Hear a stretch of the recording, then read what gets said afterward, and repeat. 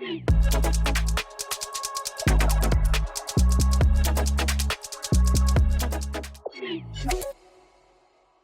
this is Brian Pash. I wanted to quickly jump into the studio and make a quick announcement. The team at Active Engage has just released a new feature called AI Summaries, and we're going to be talking more about that at the Modern Retailing Conference because it's the perfect example of how AI is driving consumers to have more live conversations with dealership staff instead of replacing them. So, get ready to learn more about AI summaries at MRC, but let's listen in to the interview with Ted Rubin, CEO of Active Engage, and see what's new in their technology stack and roadmap for the future.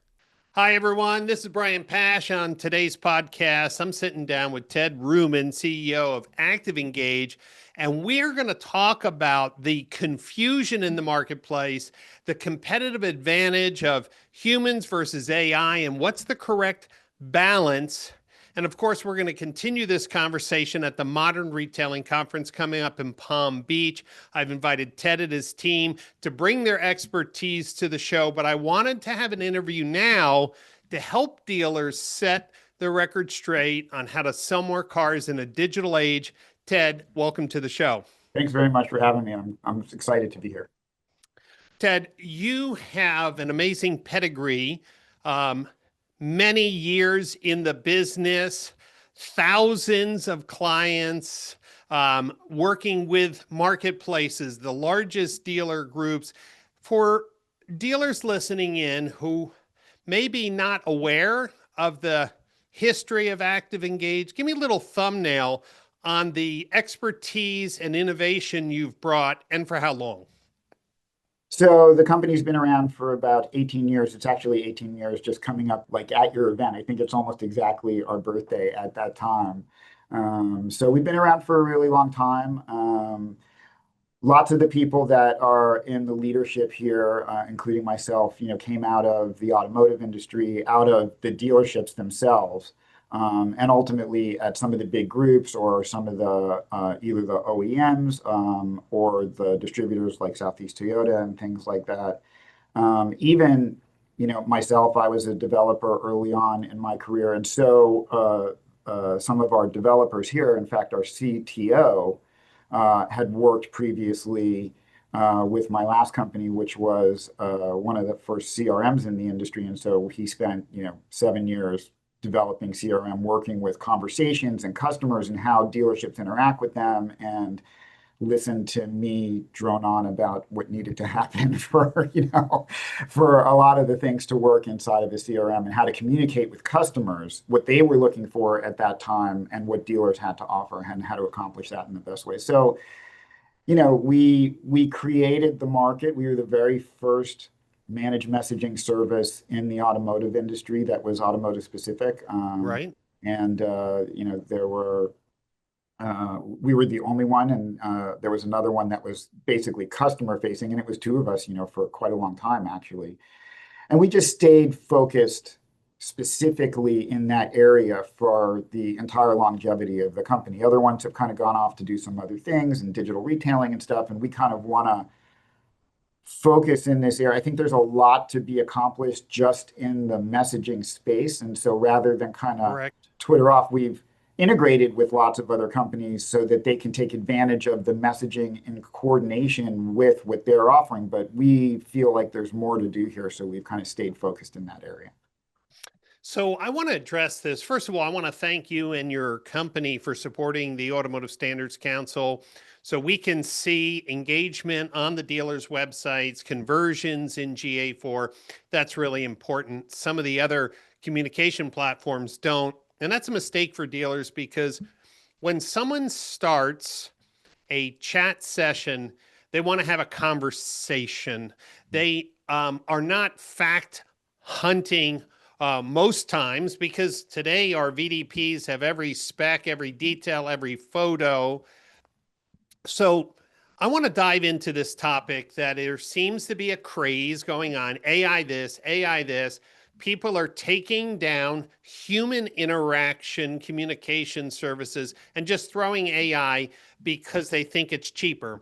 And what I want to dive into today is number one, on in many cases, the face value, it's not cheaper. But instead of talking about the cost per lead, what about the lost opportunities that come when we replace human connection and human understanding and its impact on sales? So Ted, let's talk about this idea that dealers are missing the point that when someone starts a chat session, they're really looking for a human touch. It's more like a phone call, less than like an email. Yeah, absolutely. I mean, listen, I'm a big fan of AI. We have AI developers. We, produce it internally for certain things, and there will be a time that we have. In fact, there's some things we're doing right now that you'll probably see at NADA where we're producing some customer-facing things. But I mean, I don't think there's a salesperson on the planet that, hasn't been told at some point that you're not selling the product, you're selling yourself, you're building that Right. relationship with the customer. That's what they're buying into. And I don't think that that's ever been, I think it's always been important to know that, because you have to build that relationship. But I don't think it's ever been as relevant as it is today because the mass of information hasn't been out there to be able to be gathered by the consumer as much as it is today. When customers are looking for research, then they're not going to your website to do that. They may be specifically about your store, that's one thing, but if they're looking for vehicle information, if they're looking to identify what it is that they want to buy, colors, certain features, which brands they want, and things like that. I mean, I know when I load up my computer, the first screen I see is Google. And if I have anything to ask, I'm going to do it there. And it's Right. going to give me all the answers that I could ever possibly want. I'm not going to start navigating through to that particular company's website and then trying to find the search and then trying to see if their search is capable of finding the things that I'm looking for on their website. I just go to Google and ask, and the best answers come up first, and I get my questions answered. And that's what Right. consumers are doing when they're trying to get details. So relative to, you know, AI or people, then, I think that one of the things that AI does exceptionally well is it's very task-based. So you can ask it a question and it's going to go out and bring you the answer. And so if they're doing search, just like if you go to Google, then it does a good job of bringing you the data back. But that's not selling a car. That's just Right. handing over the information to the customer, which not that long ago, dealers were like, I don't want to give price. I don't want to give details. I don't want to give all these other things, right? Because I'm not selling the car. I don't want to give Right. that to the customer before they engage. So they used to look to engage, and somehow, it's not everybody, obviously, but there are some dealers out there who are now kind of mesmerized by, the technology, which it is phenomenal technology to be able to take advantage of. But it's like using a carrot to screw in a screw. It's not the right tool for selling. It's the right tool for data. Yeah, and I'm going to make a parallel because I have Airbnb rentals, so I want to make a point which I think dealers listening can understand. We've all planned vacations, and we can go to Airbnb or VRBO or Booking.com if you're that type of person, and you'll put in things like 4 bedroom, blah blah blah, and it will give you pages, 2, 3, 4 pages of matches, even though they don't match Right. because they're close match. And but you still have some questions, and it will list bathrooms and the questions that people ask me, right, about the rentals are quite interesting. Right. The other day, I just did a test and I went into ChatGPT and I said, I'm looking for a 4 bedroom uh, rental in the center of Montalcino, Italy, with a car that has good ratings. And it came up with one answer. It was our apartment. Yeah. And I was like, that's so cool. But at that point, if somebody comes to my website, they do not want an AI bot because they're going to be like, hey, I have a young child. Um, what about the crib and blankets? Or I have an elderly person, how many stairs, and, Right, are people helping with, like, there's a lot of little details. And I think AI is amazing. It blew my mind that I found exactly if I was, right, you know, but when it gets to the dating period, I think there's a conversation. And when I test conversational questions, not factual conversations, right, with AI, I don't feel like I'm talking to a human. I feel right. like frustrated. That's why I don't use Delta's automated attendant or Mhm. United's, because I'm smart enough to know everything about flights and booking flights and seats. If I'm calling you, it's because I'm stumped. And Yeah. and so why Ted are people saying I spend, look, the average cost per lead on Google Ads is over $300. Mhm. And the form conversion rate on dealer websites are between 1% and 2%. And the forms are cold and not appealing. And you Mhm. have the opportunity to pop up somebody who can Mhm. actually talk. Why are dealers just running to say, hey, my forms suck, my conversion rate sucks? It's too expensive to put a real person who cares about my business Right. in a chat. What part of our strategy is broken? Well, I mean, so I think that people are enamored with the technology like they always have been, and there's always been first movers, and thank God for them because I start companies and I need people that want those things first as well. So I think that that's a big piece of what's going on. And it does, there is a lot of utility for the AI. To your point, with what you're having happen at the Airbnb, there's it can only derive information from what's on the site that it's pulling the data from. So you can't answer every single question on your website. And Correct. so when you start to get down into the nitty gritty, when you start to go, okay, I've got this person's attention now, but now they're going to have more personalized questions. Well, that data is typically not there. That's why you need a person to be able to interact in that particular area. I think there's a disillusion or an allusion to the fact that generally technology, I pay a single fee and this is what it is, and that it's going to be cheaper, and it just isn't. I know a bunch of the AI companies out there, if you compare their price of just messaging to other live messaging companies, we're the same. So I think it's just Right. a fallacy. They don't really understand that that's the way So that maybe they works. haven't done their market research, Ted. I think they haven't done their market research on that, and they have to really look. I mean, you know, the the AI tools, they're very prolific in the amount of information and how verbose they are in their responses. And that's not the way instant messaging works, right? I mean, typically it's as concise as you can possibly be. And you start to actually, depending on the age of the person that you're talking to, they'll have responses that they're not even words, they're acronyms, or they're just pieces of letters, or they're just graphics.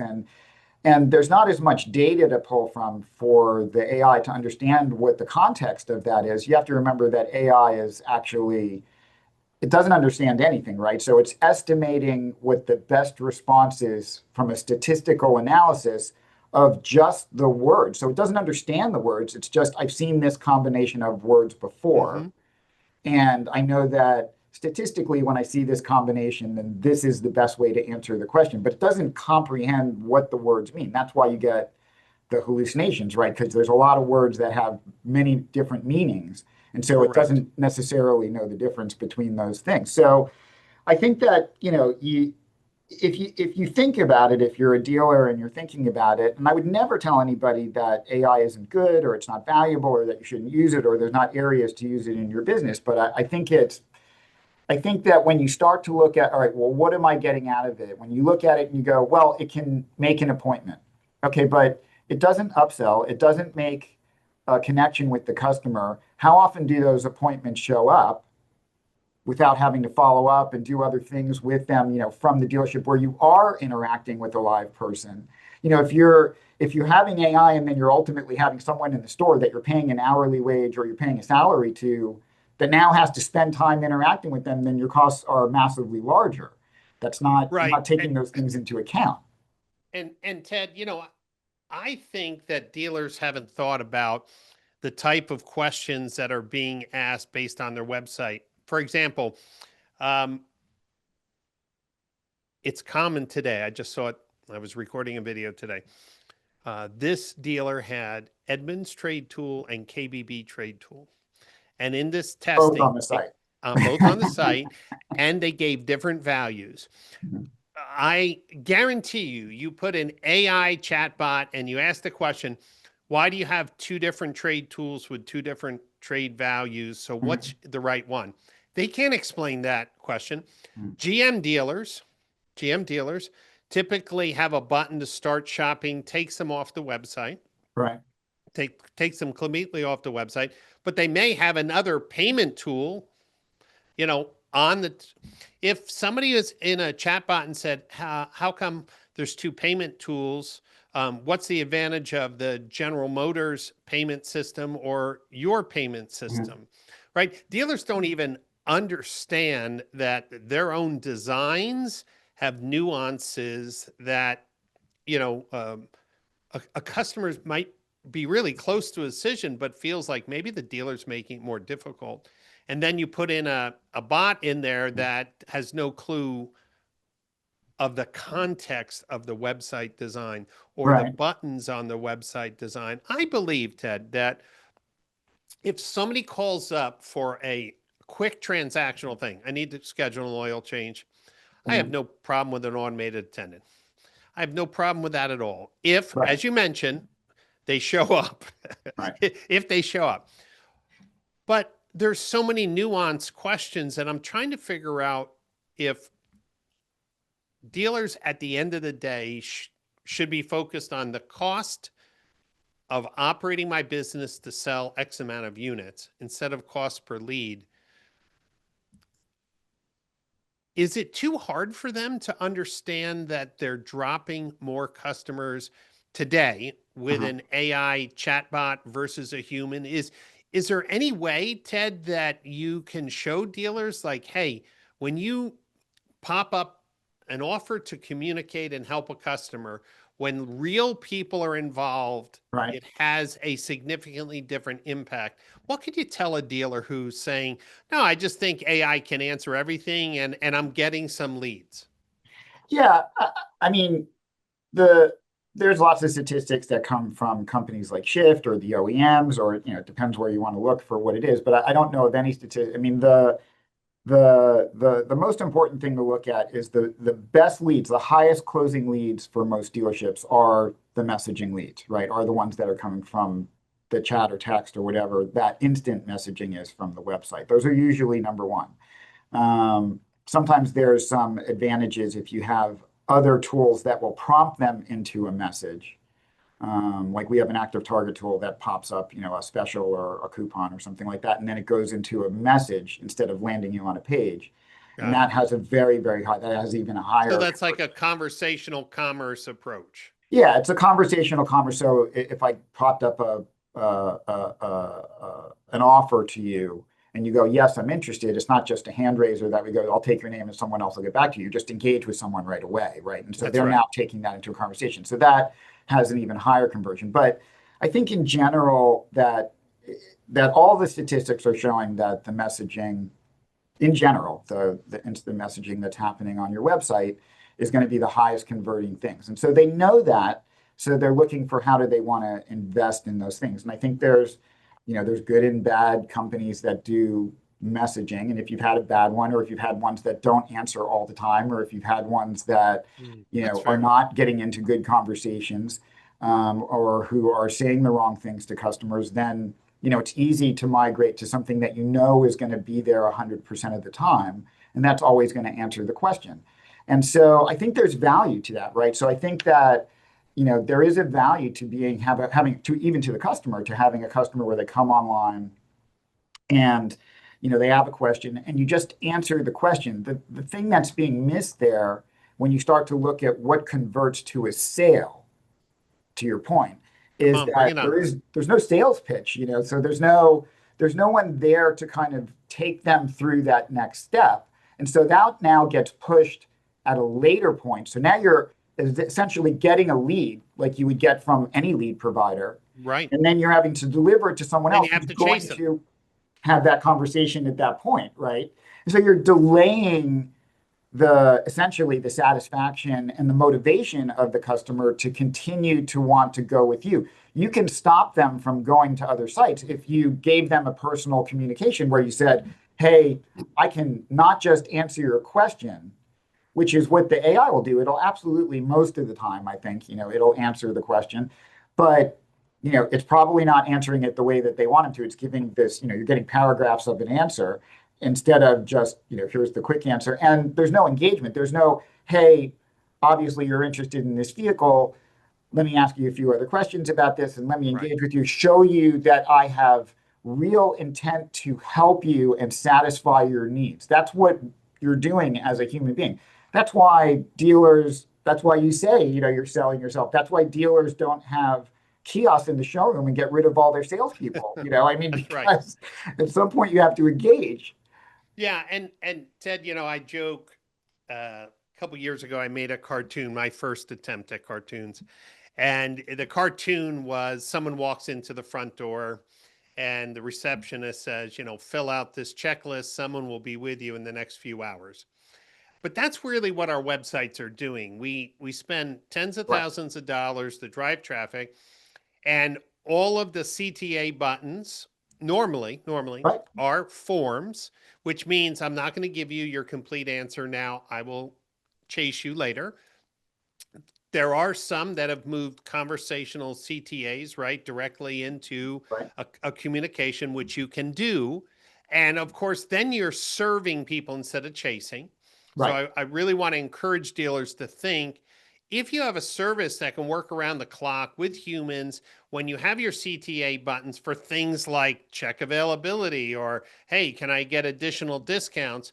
Why would you chase them later when you could double the appointments? That's about the stat that's consistent. You can double the number of appointments for people to come in if you communicate with them. But there's this wacky, rush to have AI. So let me flip the script just a little bit. mhm, People say AI is better because even though it doesn't upsell, doesn't maybe uh, create bonds. It can answer questions more reliably than humans. But when you and I talked last, right? I mean, we've been talking a few times this year. You mhm, were saying, look, we take all the information the dealer gives us. We have all the OEM information. We have AI internally that summarizes response. We have a knowledge base mhm. that can be customized. So is it that dealers are thinking about 10 years ago, call center services, or 10 years ago, chat services when it was in its infancy? What Mhm. kind of resources do the people who answer a communication request from a customer, what do they have at their fingertips? Because, Ted, I think you've set the gold standard for live communication. So, how do you do it in scale? Yeah, I think, well, what we do, more specifically, and I think it can be done by others, but I mean, we interact with the store before we get started, right? So we find out what their advantages are, what's their niche, what it is that they want to push, as a dealer, what makes them unique in their market. We find out landmarks and other things so we can navigate, a customer to them without just going, here's our address, look it up. You can do that as well, but it's more, go down here, turn right at the 7-Eleven, do those things. All these things that make it personal, right? You want to And get conversational, right? and conversational, absolutely.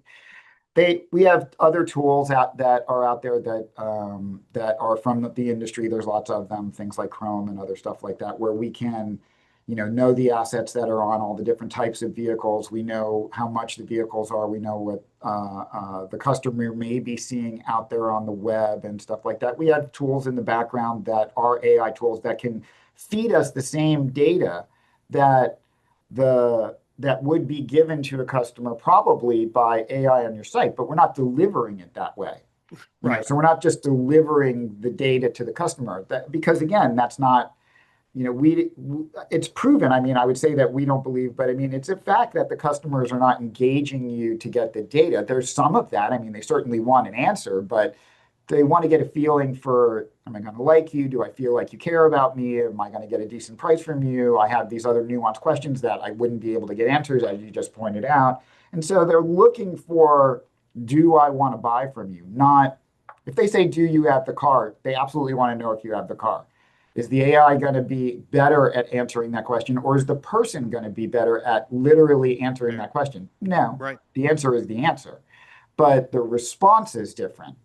So the correspondence with the customer is going to look drastically different, whether it's coming from AI, where it's just going to give you the flat answer, and when you're talking to a live person who's going to try to see if they can make a human connection with you, where you're now more touch, just like if you know, AI came out more significantly with phones in the beginning. Everybody's gone through these phone trees and all these other things that are out there.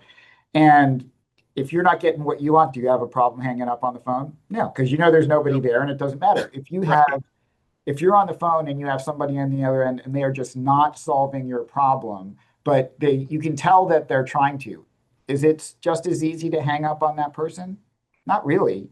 You No. kind of stay engaged a little bit. It's like, well, maybe I can navigate them through, and often you can navigate them through to get what you want. And I'm not saying that you want bad people on the other end, but what I'm saying is that you can make a connection just by being a human being, where the person that you're talking to is willing to go further down the funnel with you just because they don't want to just drop off. They don't want to be mean. They don't want to be, where they're trying to silo themselves away from the rest of society. They want to be interactive. That was the reason they clicked. If they didn't want to be interactive, if I wanted to know if you had the car, and I didn't want to talk to somebody, then I would just go to the inventory. If I wanted to find out what options were available, I'd do the same thing. If I wanted to find out if there was a vehicle that met the standards that I want, that was your brand, then I would just go to Google or the OEM and I would do this. I don't have to talk to someone to get any of those answers. So Yeah. when they engage, Not that's what it anymore. is. Yeah, not anymore. So, and I Ted, think that people forget that. I think that's what they forget, right? Is that we're in a time where any question that they're going to ask about inventory, price, color, option, that exists everywhere. that's It's right. It's no longer held in the dealer's control. And right. listen, I try to coach dealers on website design more recently to improve conversion. But Ted, I think one of the problems with like the difference between humans and AI is that if somebody is on the dealer website and the car's there and the dealer puts the stupid check availability button.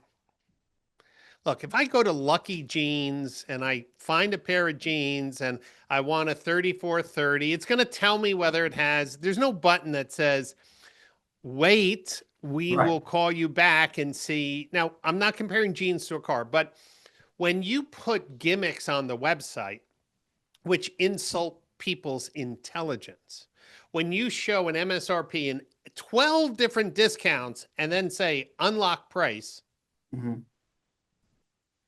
today's car shopper is not playing that game. I was just doing Right. yesterday unlock price, 11% completion rate. That means 89% of the people who said unlock price didn't want to play the Mhm. game. They knew it was a game. And if dealers just simplified their websites and put a Mhm. live person there to answer the relationship questions, hey, you get a trade value. Great. Hey, there's some really great trade tools. Got Mhm. it. And some of the best convert, click to lead about 45%, 50%. But when they get that number and they say, Mhm. I was really thinking I want to get more for my car. I've tested it in AI. They're just like, well, come on in. Maybe we can. That's not really what people want. They want to like, well, why was it this number? And what about this? They want to have a conversation. And Right. I think if dealers stop playing games on their website, provided good tools, and then Mhm. emphasize that a real person is there to help them, Right. I think that trumps an automated AI agent. That's my belief when it comes to buying a car. Yeah, I think your statement even really goes beyond, the AI and messaging. I mean, the the overall, as you were just saying, and I completely agree. The data that people used to hold back because they're like, no, I want them to come to me to get that data. That those days are gone, Right. and anybody who's as old as me that remembers those days, they're way in the back mirror. I mean, they are so far gone. Everybody knows everything about. They probably I've talked to dealers that they say, customers know more about the cars than some of my salespeople Of know course. about the cars. So, that's out there. And so the the idea, as you drive down to this, conversationally, the idea that the customer engages just to get that data is, to me, is foolish. That's not, they don't have to do that. They're not going to do that for that purpose. The reason they're doing it is to kind of, feel you out and get an idea of Right. what And their and and communication here's the point. They're coming to feel you out. Watch this. And then you come and you list and say, this is our price, the Pash price. Right. And then they have a button is like, unlock the price. And they're like, what do you mean? Like, there's the price. So their first impression is this a joke or is Right. everything they put on here a joke? If a dealer shows discounts and says their price, Mhm. I feel that it's absolutely fine to have a Mhm. CTA inquire about additional discounts. For Fine. sure. And a trade and a payment. But All of it. those are unique to the dealer. But all other questions, it should say, look, we're here 24/7 live customer service. I wish dealers would understand that the data game, the hide and play game, the lead capture game is hurting them more than they even realize. Right. And maybe the balance is stop playing games, Right. understand they have the data, and when they come to your website, they're ready to ask So questions. yeah, here's a specific example of that, which is, when you use these tools, or even if you're a human being, and all you do, let's say that you're a live person, and all you do is just give the answer to the question. So you've done something that they probably already have and that they could have gotten almost any other way. And even if you get the lead, so this is the conversation where it turns into, well, how does it make a difference for sales? So you haven't given them anything that they couldn't have gotten many, many other ways and probably already had. So the only thing that you get as a dealer is you get the data. So I've had a lot of customers that have talked to me about what's the difference and things like that between live people and AI, or you and AI, because they both get the information. Okay, but the information that you're getting from us is driving the customer to you, right? Because we've moved them further on the funnel because we've taken them through part of the sales process by That's right. fully engaging with them, doing what you would do in the store with a live person, not a kiosk. That's the point, right? So if you're doing it with something that's just giving correspondence and all that it's really doing is giving the data. So now when that lead comes into the store, you have to start from scratch. So what is better? So that customer is buying a car, but is it better than finding someone in the phone book that also is trying to buy a car? What have you done for them that ties that customer to you more than just Right. arbitrarily finding someone who's also looking for a car? Nothing. You've done Yes. nothing. And that's the issue. I mean, I've been involved long enough that when I started at a dealership, they literally said, here's a phone book, 1 out of 3 people, they're buying a car. Call. Literally just start Right. calling people in the phone book. And I don't think it was 1 out of 3, but even if it's 1 out of 10, when I connect with that person, so I'm totally at scratch. They're totally at level 1 out of 1,000. And so when you have someone that comes to your website and all you do is give them the data that they already know, but you get a lead and you can call them, that person is the same as that 1 out of 100 that's looking for a car, but I still have to Yeah. sell everything about the dealership in the car. Yeah. And Ted, I think if we could drill one phrase into dealers' heads is serve, don't chase. Right. When someone comes to your website, serve them. Don't use a bot that eventually is just going to pop up a form and saying, okay, yeah, we'll have someone call you back tomorrow. Serve, not chase. We know that less than 50% on average, national average, less than 50% of leads in the CRM never communicate with the store because they've already moved on. They're Mhm. not telling you they bought a car, but if you looked at all the dealers and their actual communication rate, it's less than 50%. So Right. when you say I got leads and they've already left the website between that and comparing to conversation. So I just want to encourage dealers today that AI is going to revolutionize parts of the business like never before. Websites will be more responsive. Mhm. I think sales presentations, needs analysis, financial comparisons, all of those things which take expert thinking. But when it all comes down to, I think Ted said it, the information's out there.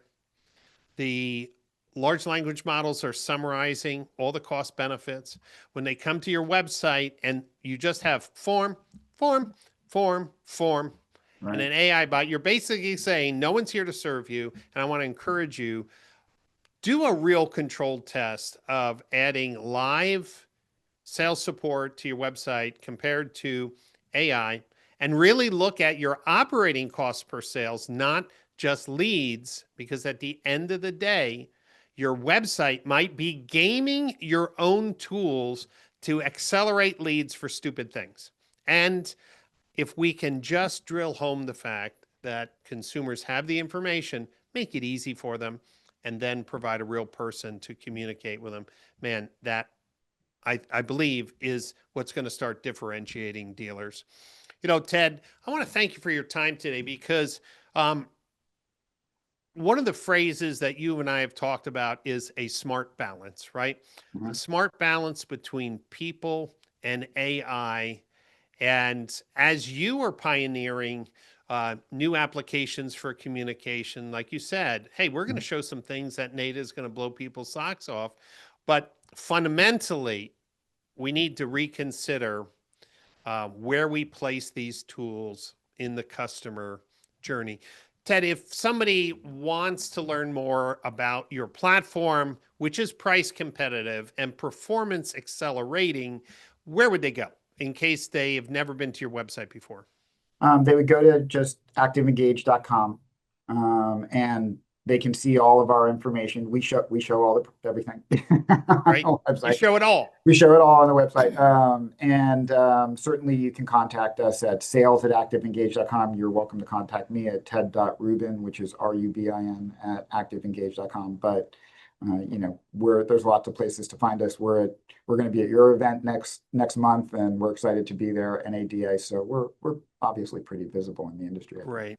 Hey, I want to thank Melissa Maxey. She does a great job of really promoting your Yeah. organization. Love working with her. And for all the dealers who are listening in, at the Modern Retailing Conference, we're bringing the thought leaders, the pioneers, the entrepreneurs together. You get to meet people like Ted, who are the owners, the visionaries, and are guiding the company. We have the top AI companies all there, and we have the top tech partners there, all for active conversations on what the future of modern retailing looks like. So, if you want a conference where you're really networking with and seeing for the first time what's going to be in market for 2026, this is the conference to do that.